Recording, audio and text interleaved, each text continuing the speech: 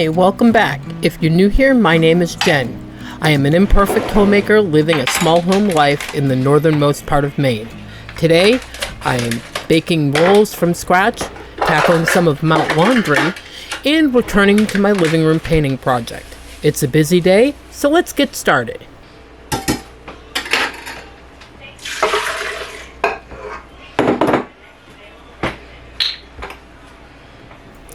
I have been making this bread recipe since my kiddos were little. If you ask any one of them what home smells like, they will all tell you coffee and homemade bread baking.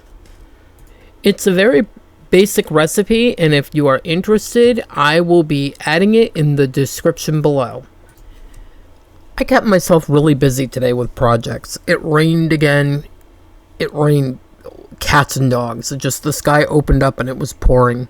So I decided that today I would make a pulled pork roast and some homemade rolls and just keep busy. I even ended up starting my living room painting project up and did some more laundry. The laundry's not almost done, but the living room is almost done, so that's a big plus. You'll see that later on in today's video.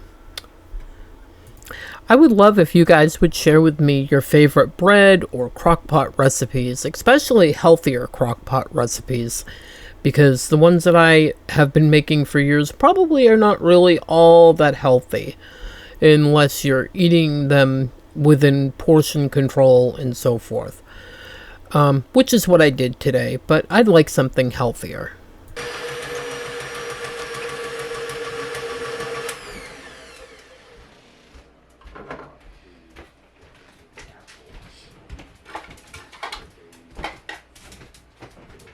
I'm finally almost to the end of this huge bucket of flour. I don't know if you guys recall when I filled it, because in all honesty, I think it was quite some time ago. But I'm hoping to get it used up and to get another big bag of flour to just have on hand. I'm not going to eat tons of bread, but people in the family like it, and I figure even if I make it and freeze it for other meals, that would work out too.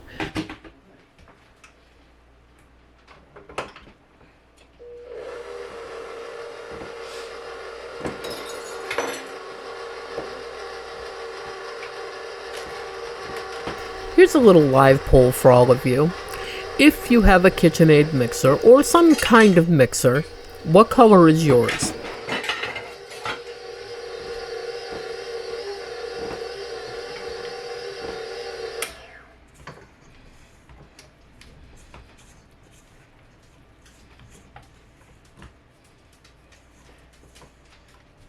Are you making that, or is that going to be done? It's going to be a little bit. Yeah, I'm going to get a sandwich.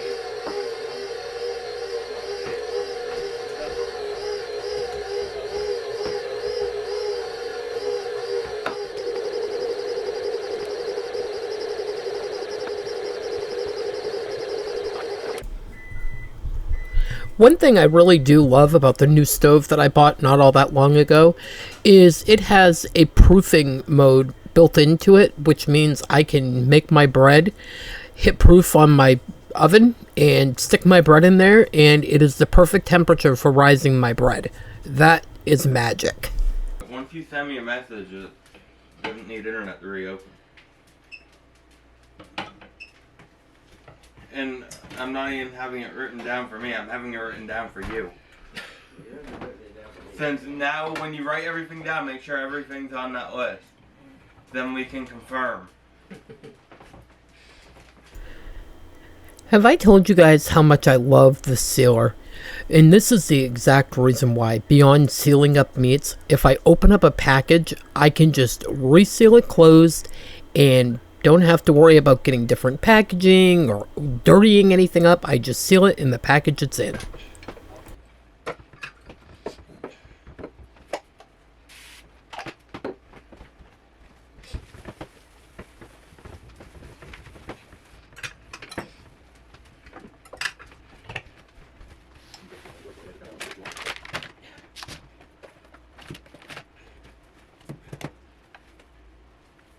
And I got some good news. I found my broom. It was in my office the whole time, sitting in a corner. It must be looking for the dustpan. So it didn't run away with the dustpan, it was looking for the dustpan.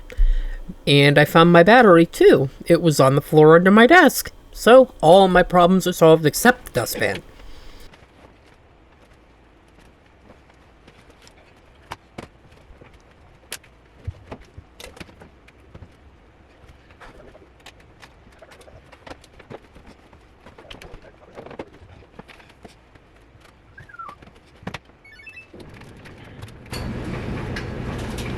Bye, okay. That right there is one thing we have always tried to impress upon our kids, no matter how old they are. Never leave the house without telling your family that you love them.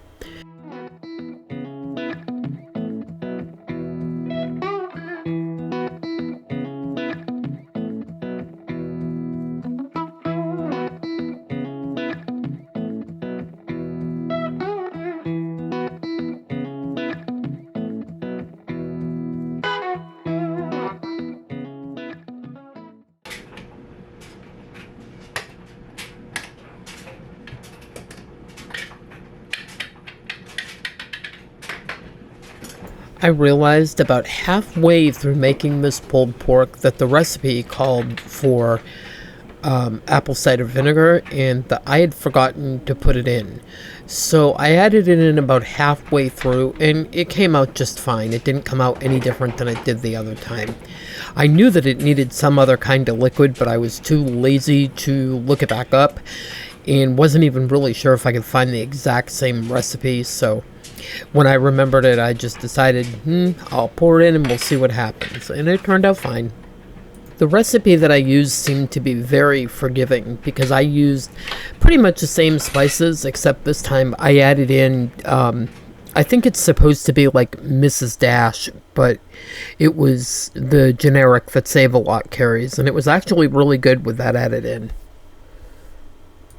I want to find something decorative that I can put on this table that isn't breakable, that doesn't look cluttered, because it's a small table with a lot of detail to it anyway.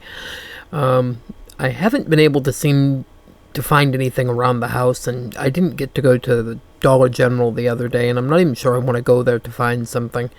But I would like to find something to put on it that looks summery and isn't going to break. I ended up putting my candle holder on there, but I'm really afraid one of the cats are going to knock it down, and then I'm going to have glass to clean up. It's the old science diet is expensive. Wilderness is good. I'm spending a lot of money on that. I think the one right here is good. The diamond. Is diamond cat food good for cats?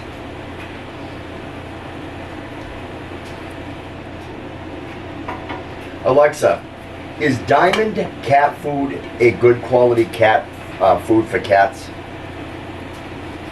From PetSupplySpace.com, the all diamond pet foods are made with the highest quality ingredients to enhance the performance, appearance, and overall health of your pet.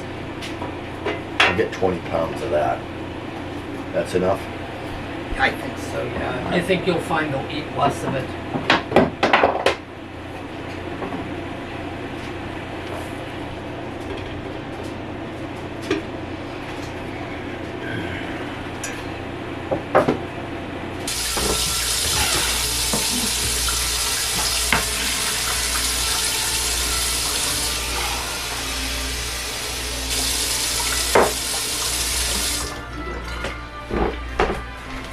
Alexa, what's the notification?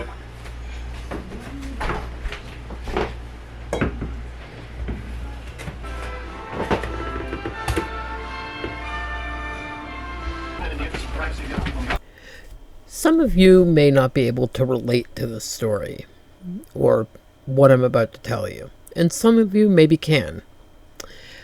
I started making bread way back, like I said, when my kids were young. In fact, it was very early on in my marriage. I had seen bread being made all my life, and it was something that I wanted to attempt to do. And when we first got married, we didn't have anything or a window to throw it out of. So I was working with the very basics: measuring cup, bowl, spoon, just the normal things that people oftentimes start out with when they don't have a lot of money. And I made my first whole wheat bread, and it came out actually really good. I mean, surprisingly good for a young person who had never made bread before themselves. And the hubby decided that he liked it. The problem was very strange, though, because when I was making bread and you go through the kneading process and you start out with dough that's oftentimes sticky, it drove me insane. I could not deal with it sticking to me, and I couldn't do it. So eventually he bought me a KitchenAid mixer, simply for the fact that I could make bread. So it solved the problem of handling sticky dough, because at the stage that it is now, it's not getting all over your hands and stuff, but it would literally anger me when the stuff would stick to me. It drove me insane. And it wasn't until, I was much older that I realized that it wasn't just a weird problem, that it was actually causing me anxiety. And to think that something that I do so often has a stage that I cannot do by hand without it driving me nuts, because it gives me anxiety, is just funny to me in so many ways, but it really does make sense too. But that is how I ended up with my very first KitchenAid mixer, which was just one of the smaller white ones that Walmart sells. And I used that thing to death. But it wasn't until quite a bit later in our marriage that I did get it.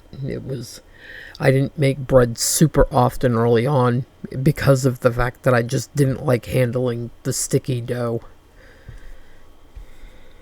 And every time you see me make this bread, you can even go back a few, to some videos where I've made the same exact bread. I will change certain things in it depending on what is in the house. It could have olive oil in it, vegetable oil, shortening, butter, margarine. I've even made it with coconut oil. The salt is always the same. The yeast is always the same. I've added spices into it. I've made it into cinnamon raisin bread. Another thing that I change is most of the time I make it with 1.5 cups of hot water and half a cup of cold milk. But this time I went back to how I did it years and years ago, which I think it actually comes out better. I added a half a cup of dry milk in and put it into 2 cups of warm water, like probably about 110 degree water. Another thing that I change in it is the sugars. I've used honey, I've used brown sugar, white sugar. I'm sure there's something else. The flour I've taken and I've put oatmeal through my blender and traded out a cup of flour for the oatmeal. I've traded out a couple cups of the flour for whole wheat flour. So it's a pretty versatile recipe. I've made it into rolls, cinnamon buns, hoagie rolls, Italian bread, braided bread. The shape has no end either. So yeah, it's a pretty versatile recipe, and when I get the chance, when I get back up, I will put the recipe in the description box for those of you who might want it. It's a pretty good recipe and easy enough to follow.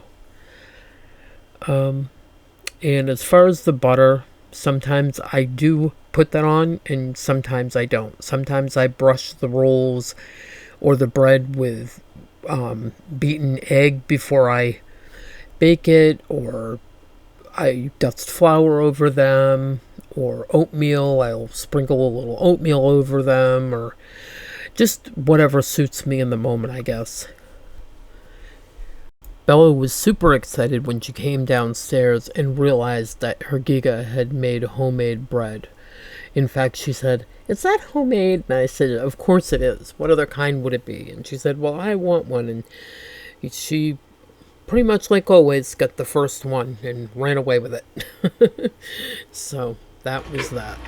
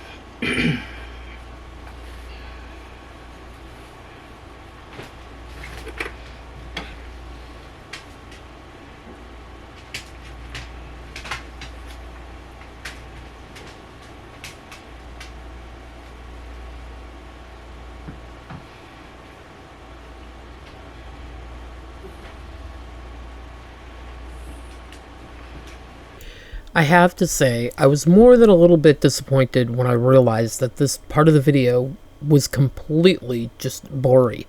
I went into the color settings and stuff and fixed it the best that I could, but as you see, it's still just blurry. So what I'm doing is I'm on the opposite side of the living room where I started painting before, and I am just starting over here and painting with this. I'm painting it with a paintbrush instead of a roller because it's paneling with really, really deep grooves.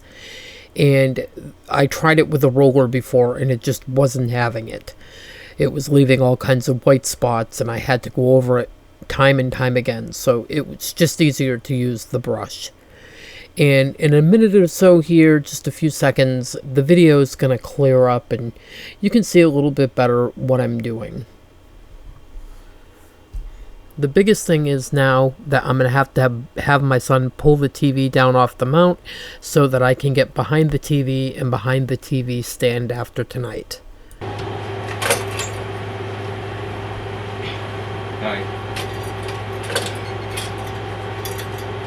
Hang that out. What needs to be in here?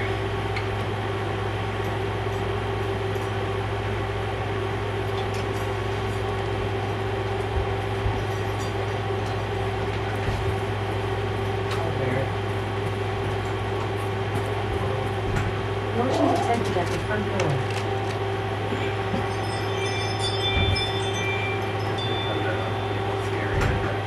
Scary up there? Why? What? Why? It's scary. You never know where the bear's gonna be. Motion detected at the front door. There could be a bear around the corner or a moose. How are you gonna get behind the TV and stuff? I'm not going to do that tonight. Well, if you get it so like it casts shadows behind the TV, it will look at your thing. That's true. I could just put them lights behind the TV and make it look like it's painted. Easier.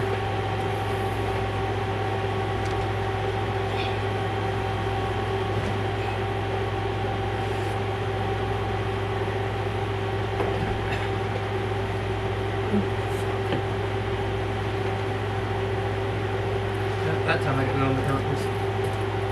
That's good. Came down and gave me bad luck, thank you.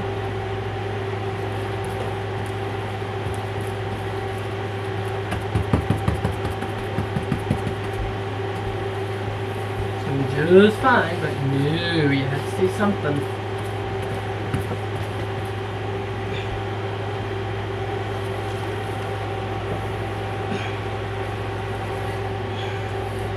Look at that.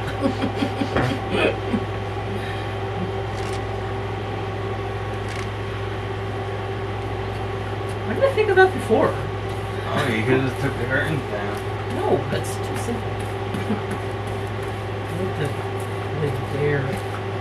I wouldn't have been flat so you've gotten on I want to paint on the brush to get a splat. Will you just take a razor blade and scrape it off? Sure, why not?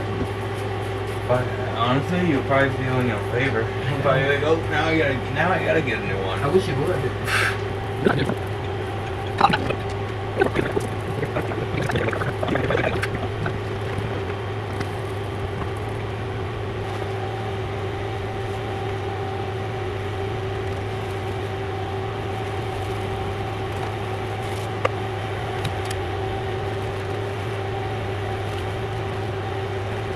I will say one thing though, with all the humidity, the paint took forever to dry tonight. Matter of fact, I still didn't hang Greg's belts back up yet, because in all honesty, I'm worried that the paint might still be slightly tacky and I don't want it to end up on the backs of them.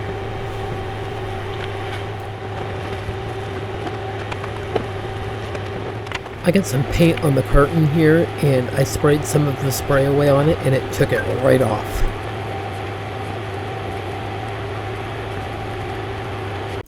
Thank you so much for joining me today in this little busy adventure that I had. And if you enjoyed this video, hit that subscribe button and join our ever-growing community. Until the next one, happy cleaning. Bye-bye.